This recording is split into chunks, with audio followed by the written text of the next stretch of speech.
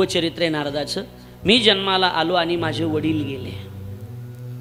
खरं म्हणजे वडील गेल्याच्या वडील हे वडीलच असतात, बाप तो बापच असतो. ज्या दिवशी आपल्या जीवनातून आपला बाप निघून जाईल ना, त्या दिवशी तुम्हाला बापाचं श्रेष्ठत्व कळेल. आम्ही हमेशा सांगतो. बरेच लोक म्हणतात आज फादर्स डे, आज मदर्स डे, बरोबर आहे ना? डे निघालेत ना, day, Father's Day, Mother's Day, आईचा दिवस, बापाचा दिवस. एक वाक्य बोलू करण्यासाठी, एक वाक्य, कोणताच दिवस बापाचा नसतो, कोणताच दिवस माईचा नसतो. आपल्या जीवनात जेवढे दिवस येत असतात तेवढे माई म्हणून बापामुळेच असतात, हे लक्षात घ्या. आपल्या जीवनातले सगळे दिवस आई वडिलामुळे असतात, कुणामुळं कुणाचा दिवस नसतो. म्हणून लक्षात ठेवा, लक्षात ठेवा, बाप हा बाप असतो. बाप निघून गेल्यावर बाप कळत असतो. खरं म्हणजे सगळे लोक माईबद्दल बोलतात महाराज, माईबद्दलच बोलतात. माईचं वर्णन केलं जातं आहे, पण माईचं किती जरी वर्णन केलं असलं तरी एक वाक्य सांगू द्या, माईपेक्षा सुद्धा एकाकन जास्त किंमत बाप आपल्यावर करत असतो. फक्त ते कळत नसते. फार सुंदर आहे, फार सुंदर भाव आहे. बघा ना, इकडं बघा, आईचं प्रेम मुलीवर असतं, आईचं जास्त प्रेम मुलीवर असतं, पण मुलीचं सगळ्यात जास्त प्रेम बापावर असते. बापावर असते, काय विशेष, बापावर असते. त्याला मुलगी आहे, त्याला ह्या गोष्टी सगळ्या कळतील. खरं सांगतो, माय बस थोडंसं लगेच काही झालं की रडते, डोळ्यात पाणी येते, माय मिठी मारते, माय मुका घेते. म्हणून माणसाला माय जास्त आवडत असते.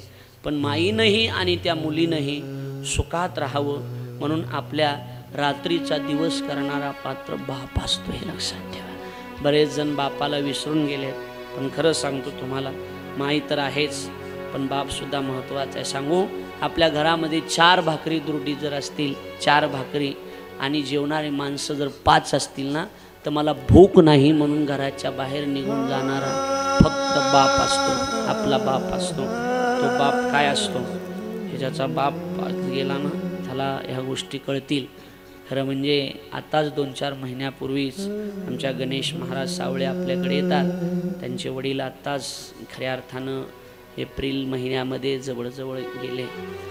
खरं म्हणजे जिम्मेदारी काय असते हे बाप गेल्याच्या नंतर कळत असते. आम्ही तर आमच्या बापाला खूप लहानपणी गमावले, खूप लहानपणी गमावले.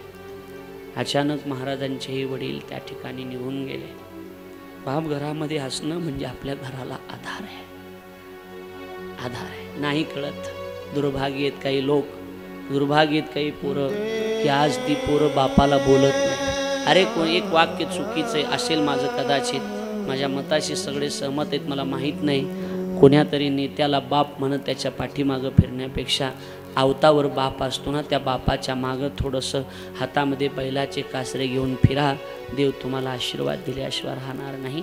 बापानं तुमच्या मुलीच्या शिक्षणासाठी कर्ज काढलं, बापानं त्या ठिकाणी मुलाचं शिक्षण व्हावं म्हणून कर्ज काढून पैसे दिले, व्याजानं पैसे दिले रे, व्याजानं पैसे दिले, आणि सांगितलं जा मी सगळं करतो, काळजी करू नको. बाप म्हणतोय माझा मुलगा लांब शिकायला आहे, लांब तिकडे शिकायला गेला, पुण्याला आहे, मुंबईला आहे, काय करतोय माहीत नाही, पण बापानं पैसे पुरवले. खरं म्हणजे बाप गेल्यावर बाप कळत असतो, जिवंतपणी बाप कळत नसतं. खूप अवघड आहे दादा बाप कळणं. बाप कळणं एवढी सोपी गोष्ट नाही. माया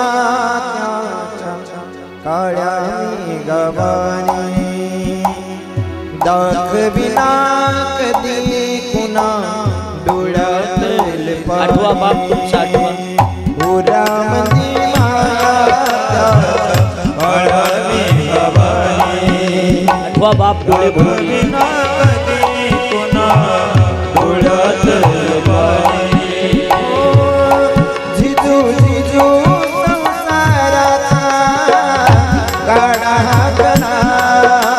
चित्र डोळ्यासमोर उभं करा बापाचं.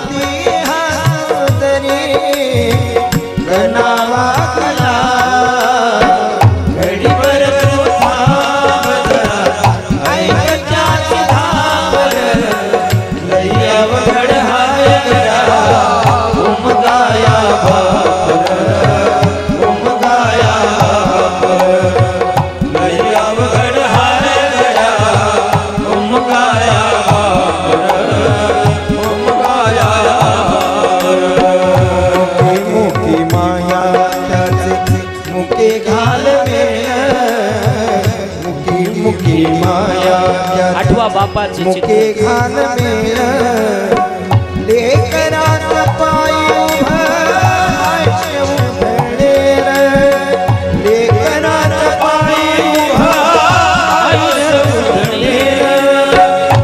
राधाराचा वड जणू वाकल आभाळ पाचोळाचं त्याच्या जन्म रानो माळ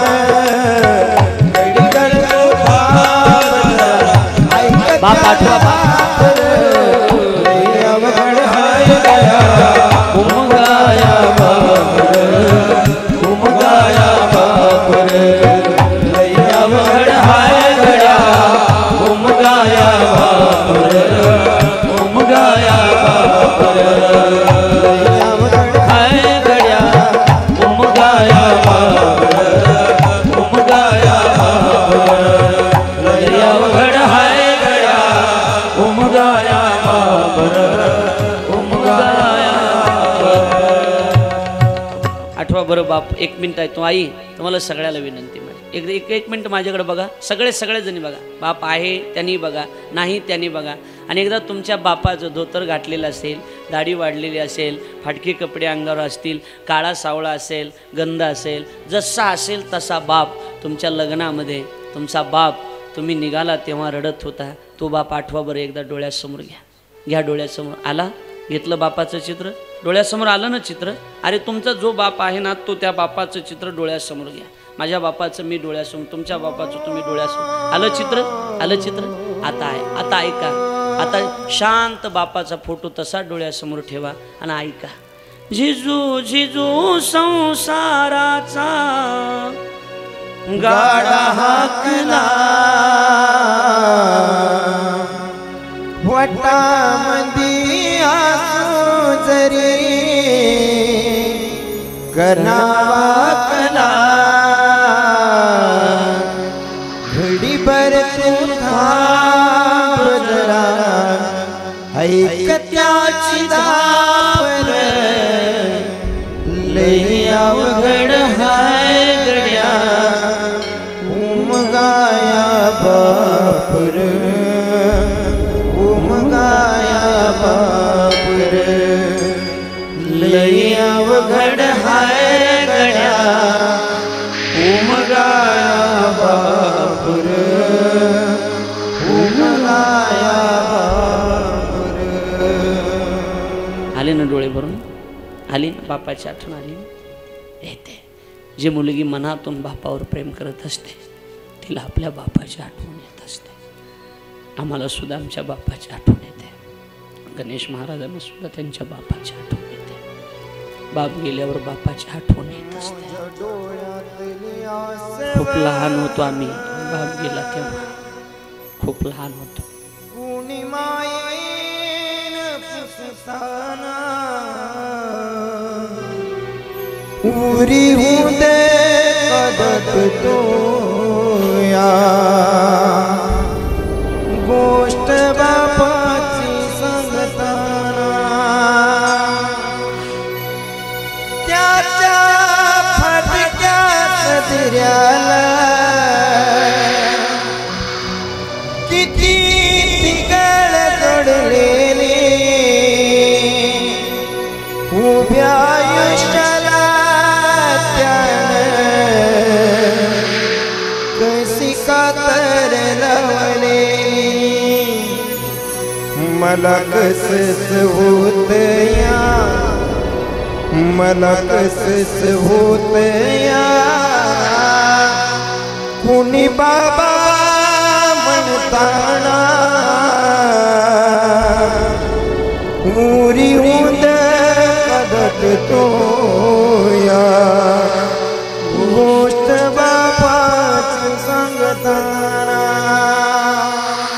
7 वर्षाचा होतो मी माझा बाप मेला त्यावेळेला दुसरीला होतो शाळेत माय मेली त्यावेळेला पहिलीला होतो माय मेली त्यावेळेला पहिलीला शाळेत होतो बाप मेला तेव्हा दुसरीला होतो खूप गरिबी होती खूप गरिबी परळीला जरी आलो तरी आमच्या डोळ्यात पाणी येतं. सगळं बालपण परळीत गेलं.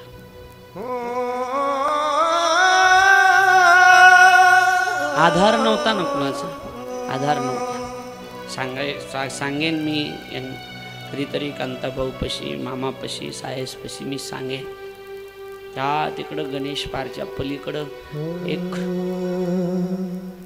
वसतिगृह होतं. तिकडं राहिलं होतं भीमनगरमध्ये. तक्षशिला वसतिगृह म्हणून होतं. तिथं बिगर मायबापाचे लेकरं सांभाळले जायचे. मिलिंद विद्यालय होतं, त्या विद्यालयात शाळेत होतो मी. आता आहे का नाही मला माहीत नाही.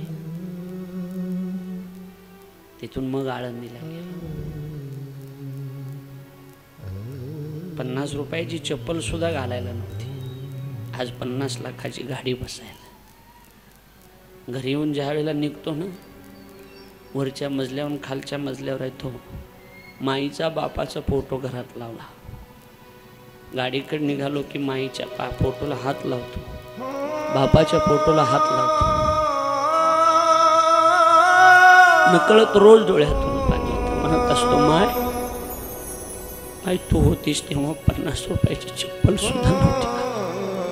मामाच्या गावाला माझी माय मला चालत घेऊन जायची.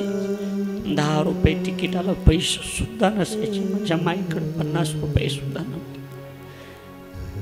फोटोकडे बघून म्हणत असतो, माय 50 रुपये नव्हते तुझ्याकडे, आज तुझ्या लेकाक 50 लाखाची गाडी आहे.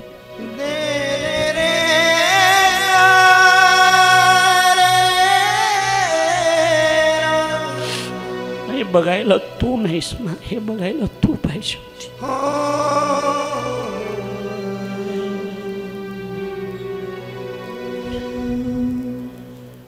माझ्या माईची इच्छा होती मी कथाकार झाला पाहिजे, मी कीर्तनकार असलं पाहिजे.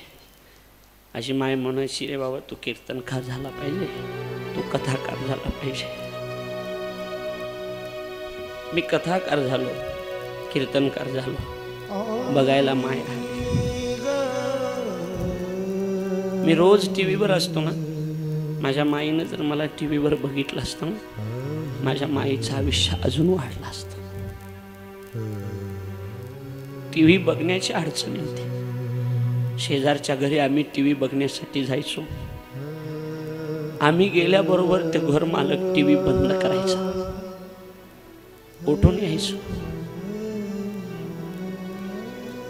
माझा भाऊ विचारायचा, का रे टीव्ही बंद केली? मी विचारायचो त्याला, का रे टीव्ही बंद केली, आपल्याला नाही बघून दिली?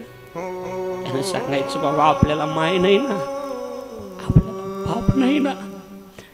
त्यांचा बाप त्यांच्या मुलासाठी टीव्ही घेतली, आपल्याला माय नाही, आपल्याला बाप नाही. आयुष्यात आपल्याला कधीच टीव्ही बघायचा.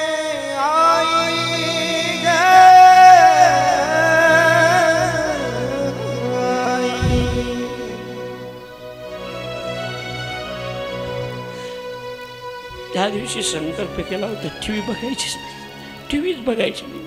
त्या दिवशी आपल्या पैशाची टीव्ही आणली ना, त्या दिवशी टीव्ही बघायची नाही, टीव्हीच बघायची नाही. माहीत नाही तुम्हाला गड्या, माय आणि बाप गेल्याच्या नंतर किती दुःख असतं. तुम्ही मला विचारा, मी सांगतो. माई रे माई रे,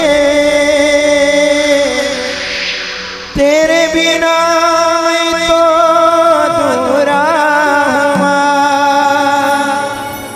माई रे माई रे, तुझसे रोटी मेरी परछाई, जीना जीना उड़ाना.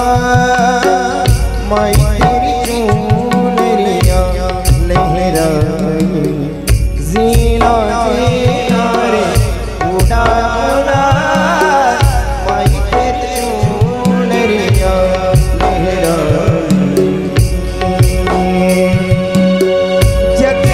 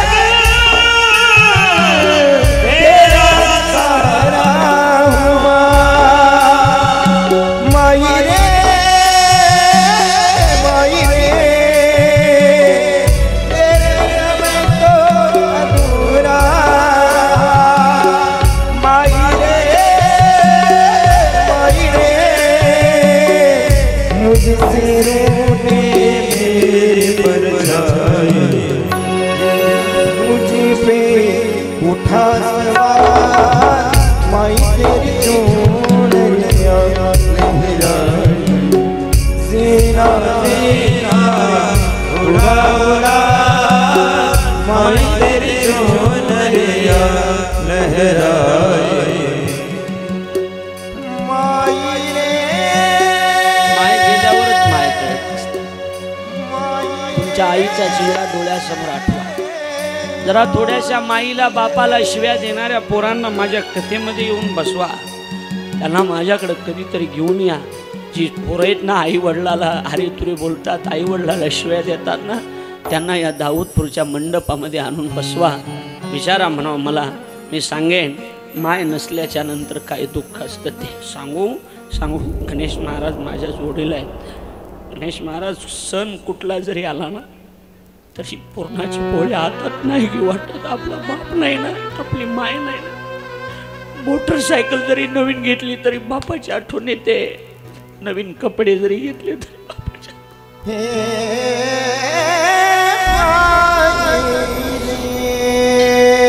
नाही कळणार याची किंमत. मला बाप गेल्याच्या नंतर बाप कळेल. आमच्या महाराजांचा आत्ता बाप गेला. फोन आला, मोबाईल होता,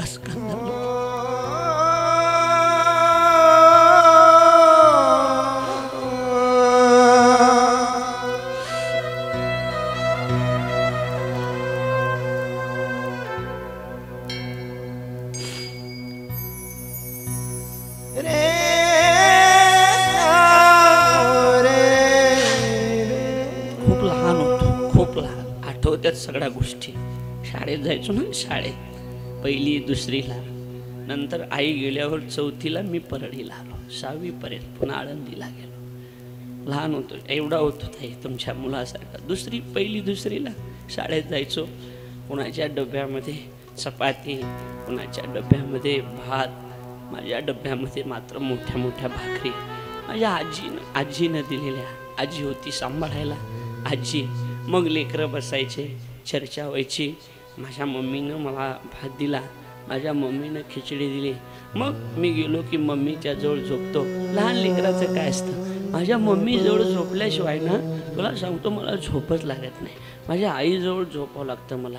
माझ्या आईजवळ झोपलं की मला झोप येते. बस माझ्या आई जर 2 दिवस जरी गावाला गेली ना मला करमत नाही, मला करमत नाही असे म्हणायचे. असे लेकरं म्हणायचे.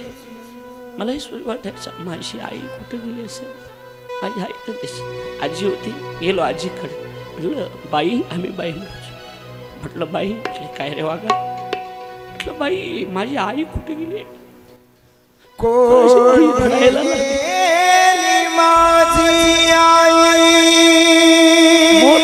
आजी रडायला लागली. म्हणली तुझी आजी गावाला गेली. कोण्या गावाला गेली आई सांग ना.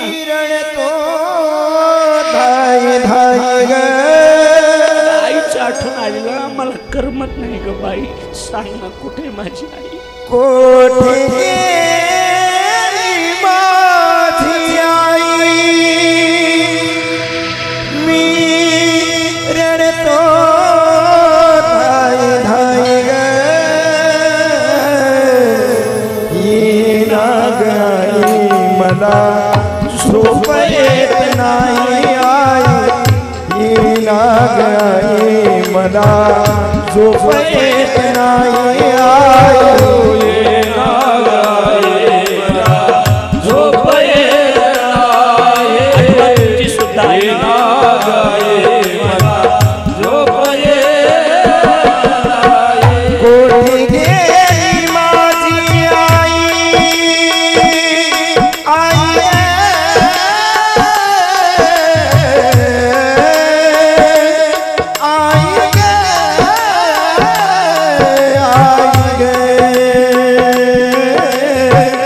कोठे गेली माझी आई, मी रडतो धाय धाय ग. येईना ग आई मला झोप येत नाही आई. माया येईना ग आई मला झोप येत नाही. येईना ग आई मला झोप येत नाही. येईना ग आई मला झोप येत नाही. तिथं बसलेल्यापैकी कुणाला माय नसेल तर तिच्याकडे बघितलं तरी तिचे डोळे भरून येतील. माय जर असेल तर येणाऱ्या पंचमीचा आनंद वेगळा असतो. मागच्या पंचमीला माझी माय होती, मागच्या पंचमीला माझा बाप होता, पण या पंचमीला माझी माय नाही ना, बाप नाही ना. त्या माहेरामध्ये करमत नाही महाराज. माय आहे तोपर्यंत माहेरात मजा असते. माय गेली की माहेरातली मजा सुद्धा संपली जाते. आई गेल्यावर आई कळते. आमच्या आजीनं मिठी मारावी, बाबू माय नाही तुला आई नसल्यावर काय दुःख असतं ना, हे माय गेल्यावर त्याला विचारा मग कळे. हाताचा पडला तुटीला नेत्र दीपाचा दिवाला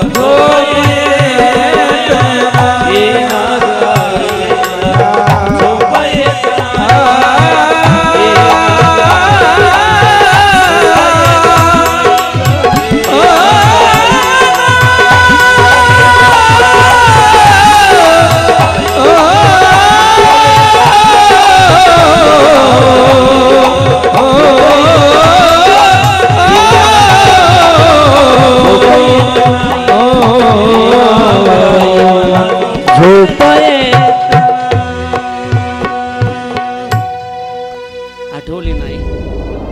आई म्हणजे सामान्य तळ हाताचा पाळणा. लहानपणी तळ हाताचाच पाळणा असतो ना, लेकरेत ना तुम्हाला तळ हाताचाच पाळणा असतो ना. अरे रात्रभर माईला जाग राहावं लागतं ना. नेत्र दीपाचा दिवाला बरोबर आहे ना. आई